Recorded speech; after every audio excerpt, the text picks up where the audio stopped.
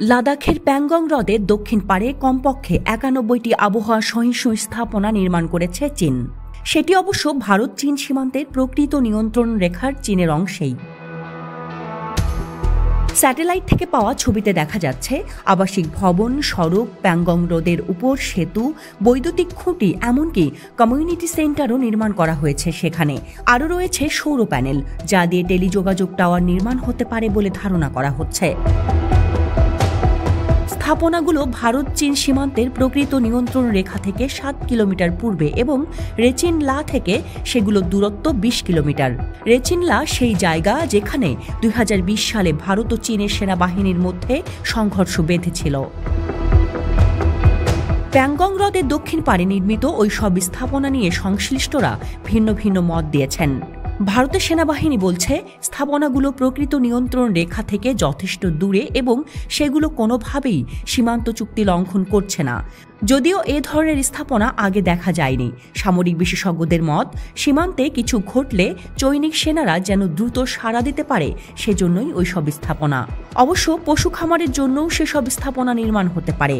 ভৌগোলিক তথ্য গবেষক ড্যামিয়েল সাইমন বলছেন, স্থাপনাগুলো সীমান্তবাসীদের শুধু আবহাওয়া সহিষ্ণু আবাসনেরই ব্যবস্থা করেনি, বরং দীর্ঘমেয়াদী নজরদারি সক্ষমতা বাড়িয়েছে। ভারতের সাবেক সেনা কর্মকর্তারা মনে করেন স্থাপনাগুলো প্রকৃত নিয়ন্ত্রণ রেখায় চীনের পিপলস লিবারেশন আর্মির শক্তি সুনিশ্চিতভাবে বাড়িয়েছে। অবশ্য ভারতও বসে নেই। ২০২২ থেকে ২০২৬ সাল মেয়াদের ৪,৮০০ কোটি রুপির একটি প্রকল্পের মাধ্যমে ভারত চীন সীমান্তের প্রকৃত নিয়ন্ত্রণ রেখার ২,৯৬৭টি গ্রামে উন্নয়ন ঘটাচ্ছে।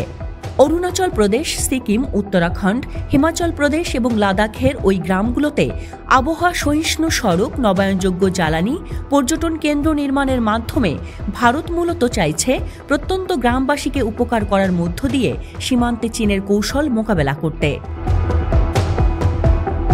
ভারতের পররাষ্ট্রমন্ত্রী এস জয়শঙ্কর গত ৪ ডিসেম্বর এক সংবাদ সম্মেলনে জানিয়েছিলেন, ১৯৬২ সালে ভারত চীন দ্বন্দ্বের পর চীন ভারতের ৩৮,০০০ বর্গ কিলোমিটার এলাকা অবৈধ দখলে রেখেছে।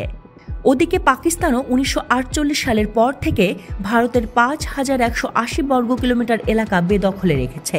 ভারত ও চীনের মধ্যে প্রকৃত নিয়ন্ত্রণ রেখা থাকলেও সীমান্ত সমস্যার প্রকৃত সমাধান হচ্ছে না।